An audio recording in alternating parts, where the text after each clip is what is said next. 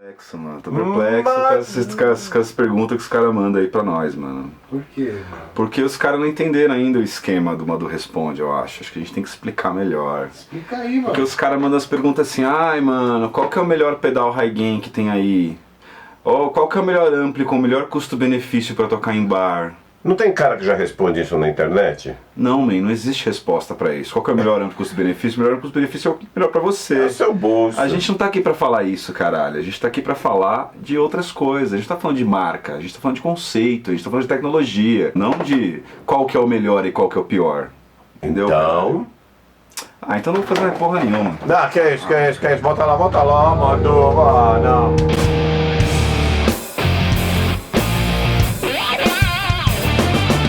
Olá, amiguinhos. Esse é mais um... Madu Responde! Estamos aqui hoje para responder a pergunta de um menino chamado Arthur, que eu não lembro o sobrenome, mas ele fez a seguinte pergunta. Para que servem Direct Box? Qual a diferença de ativo para passivo? E quando eu devo usar um e quando eu devo usar outro? Bom, então a gente tem que começar do começo. Para que serve Direct Box? Direct Box é essa caixinha aqui. E a principal função dessa caixinha aqui é transformar um sinal de alta impedância desbalanceado em um sinal de baixa impedância balanceado. O que é isso? Vamos falar então primeiro de conversão de sinal de alta impedância para sinal de baixa impedância. O que é isso? É o seguinte, galera, a maioria dos instrumentos tem saída de alta impedância. Instrumentos como guitarra, baixo, teclado, essa saída que tem P10, esse cabinho aqui mono, com uma pontinha só, essa saída aqui que tem nos instrumentos, ela é considerada uma saída de alta impedância. O que isso quer dizer? Ela é uma saída muito forte para você ligar em alguns preamps, em algumas mesas, em alguns gravadores, é uma saída muito forte e você vai ter problemas com esse sinal. Por isso que você tem que fazer esse casamento de impedância. Não dá para explicar aqui o que é impedância a fundo, porque a gente ia ter que falar de reatância, ia ter que falar de resistência, ia ter que falar de corrente, ia ter que falar de um monte de coisas e não é essa a ideia. A ideia é apenas que você entenda que esse aparelhinho vai pegar um sinal de alta impedância e transformar ele num sinal de baixa impedância. Para quê? Para que você possa imputar num preamp, para que você possa imputar numa mesa de som, para que você possa imputar em algumas placas de som que não possuem entrada de linha, tá? Possuem apenas entradas balanceadas, tá? Então, vamos lá. A primeira é essa. Transformar esse sinal de alta impedância em um sinal de baixa impedância para que você possa trabalhar em um canal da mesa de som, por exemplo. A segunda grande função do Direct Box é fazer o balanceamento do sinal. O que é transformar um sinal desbalanceado em um sinal balanceado? O que de fato é o balanceamento? Bom, para explicar o que é balanceamento, eu vou pegar esse cabinho aqui, que é um cabo XLR, né? As pessoas aí, vocês devem conhecer como cabo Canon. Você vai ouvir falar e muito pessoal falar, ah, o cabo Canon, a entrada é Canon. Canon, na verdade, é a empresa que começou a fabricar, a primeira empresa que fabricou esses conectores. Eles se chamam XLR. O que é o sinal balanceado? Esse cabo te proporciona o sinal balanceado. Melhor ainda, não é o cabo que te proporciona o sinal balanceado, mas são os equipamentos através desse cabo que te proporcionam o sinal balanceado. Você pode reparar aqui que esse cabo tem 3 vias. Uma delas é o terra, o outro é o seria o positivo e o outro é um outro positivo, né? Um outro cara que vai enviar o sinal. Então você tem o terra, um cara que está enviando um sinal, a linha, e o outro cara que está enviando um outro sinal. Só que quando você pluga esses dois cabos aqui, vamos supor, no microfone e na sua mesa de som. A hora que você pluga esses dois cabos aqui, na sua mesa de som, que tem a entrada XLR, ou na sua placa de som, ou no seu pré-amplificador, tem um sisteminha que se chama sistema balanceado. Quando você faz essa inserção no seu dispositivo, ele vai pegar um desses dois sinais que vai mandar a linha e vai inverter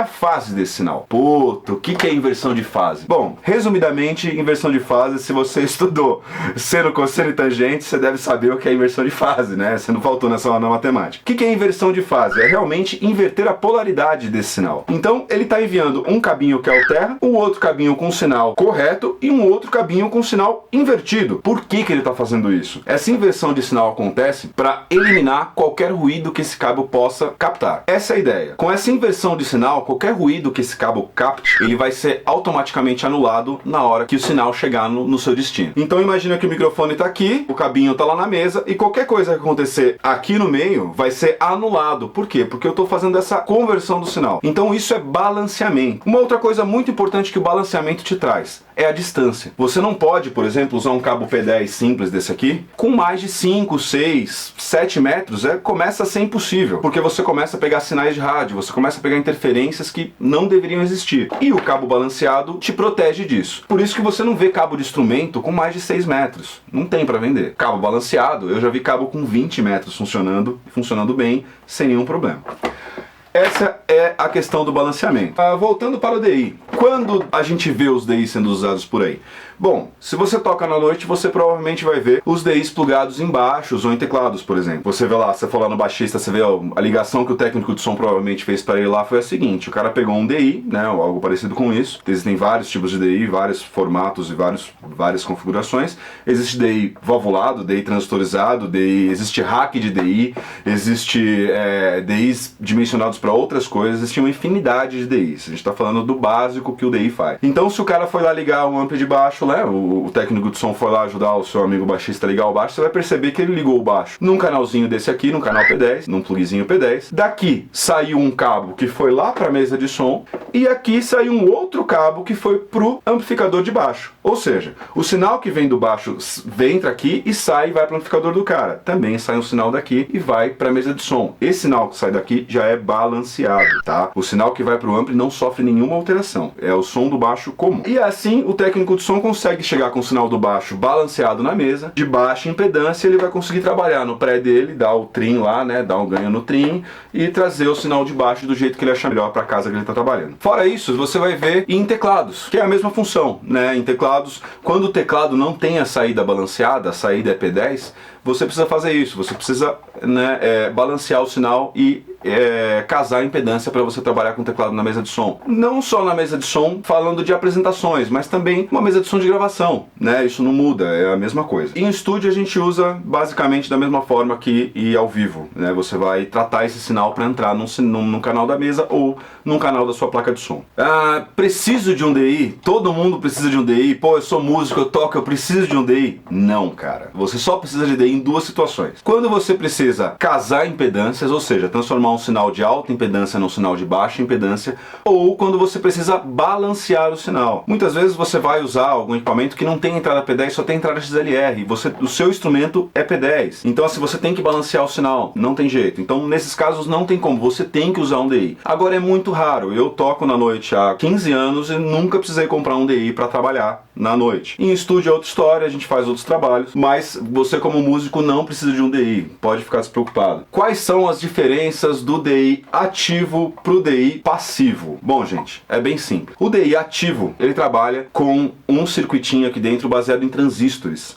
Então é um circuitinho que pré-amplifica o seu som já. Você tem que alimentar o DI ativo, por isso que é chamado de ativo. Ou você usa a bateria, que tem alguns DIs tem abertura para bateria como esse aqui. Alguns outros DIs têm entrada de fonte, né? Você vê do ladinho assim, tem entrada de fonte. E a maioria deles, né, se não todos eles, funcionam também com alimentação de Phantom Power. O que é alimentação de Phantom Power? Phantom Power é alimentação usada para microfones. Se você for na maioria das mesas de som, você vai ter assim um botão escrito Phantom Power ou apenas um botão escrito mais 48. São 48 volts que são injetados naquele canal. Não fica preocupado, esses 48 volts não vão queimar nenhum equipamento seu. É projetado para isso. Esses 48 volts são injetados no canal e automaticamente o cabo que está entrando aqui vai alimentar o circuito que tem aqui dentro, oferecer a energia que ele precisa para trabalhar e mandar o seu sinal para frente. Já o DI passivo, ele não precisa de alimentação. Uma outra coisa interessante é que dentro dele não tem um circuito transistorizado, e sim um circuito transformador. Então o que acontece no DI passivo? O DI passivo, ele transforma o seu sinal de alta impedância e baixa impedância e também transforma o seu sinal desbalanceado para balanceado através de um circuito transformador, que usa o próprio sinal que está vindo do cabo para trabalhar. Ele não precisa de uma alimentação externa. E por esse motivo ele é chamado de passivo, você não precisa alimentar ele. Funciona direto, você pluga o instrumento aqui, pluga o cabo aqui e sai funcionando direto. Esse aqui é um DI já antigo, que funciona muito bem. Ele tem aqui um pad, né? Todos eles têm um pad aqui de 20 dB, que é padrão, né? Então seria isso, atenuação de 20 dB. E no outro lado aqui tem uma chavinha chamada ground. O que é o ground? O ground é o terra. O que muda aqui nesse ground quando você muda para lift aqui? Qual que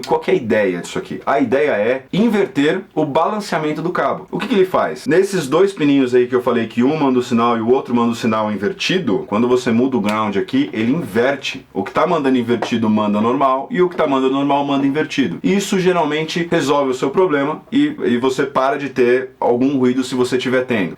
São raros os casos que você tem um problema de ruído e vira a chavinha e o problema não some. Então é realmente difícil acontecer. O balanceamento funciona. Quais as diferenças dele fora essas que eu já falei? Bom, como eu disse, galera, o DI ativo, ele é praticamente um pré-amp. Ele vai receber o seu sinal aqui e já vai mandar o seu sinal com um certo ganho, né? Ele já vai mandar o seu sinal com uma certa potência, vamos dizer assim, para você entender melhor, né? O DI passivo não. O DI passivo é assim, cara. Entrou, saiu. Não tem ganho, não tem perda. A ideia é essa. Quando que eu devo usar um e quando que eu devo usar outro? Bom, isso é muito relativo, né? Existe um certo bom modo de você escolher quando deve usar um e quando deve usar outro. A regra é bem simples. Você deve usar DIs ativos em instrumentos passivos e DIs passivos em instrumentos ativos. Por quê? Vou explicar.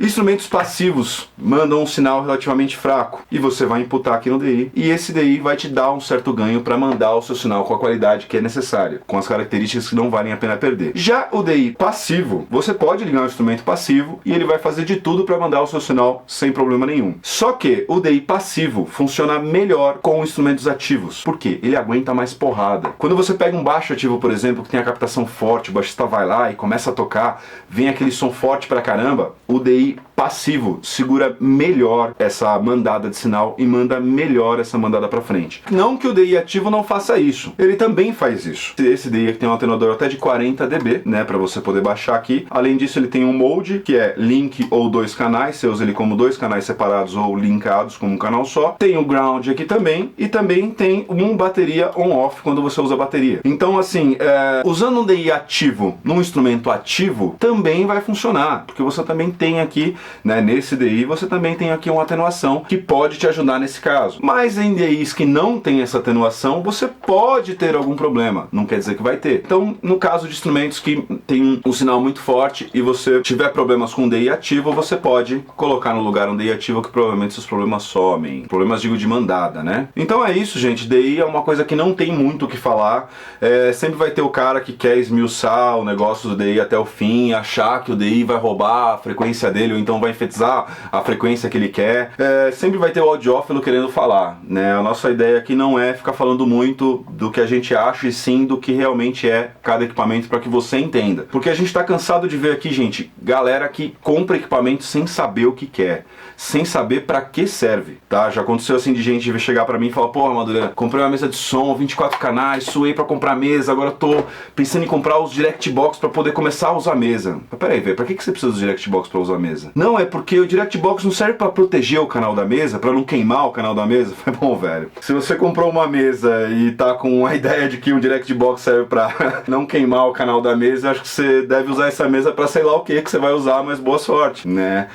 Então assim, gente, a gente sempre fala, invista primeiro em conhecimento e depois em equipamento. A vida fica muito mais fácil assim. Larga a mão de ser preguiçoso, leia na internet, faz pergunta aqui pra gente, pra você descobrir o que você realmente precisa comprar, pra não ficar caindo aí na mão de vendedor, ou então ficar aí comprando coisas necessárias, você vai perder uma grana na hora de vender isso aí. Firmeza? Espero que tenha sido claro, espero que tenha elucidado as dúvidas de vocês. E por favor, deixem mais perguntas aqui embaixo, a gente vai gostar de responder. Mas obviamente, deixa a pergunta bacana, né, gente? Não deixa a pergunta assim: ai, qual cabo é melhor? Qual o melhor custo-benefício de não sei o que? Qual o melhor monitor para trabalhar no estúdio?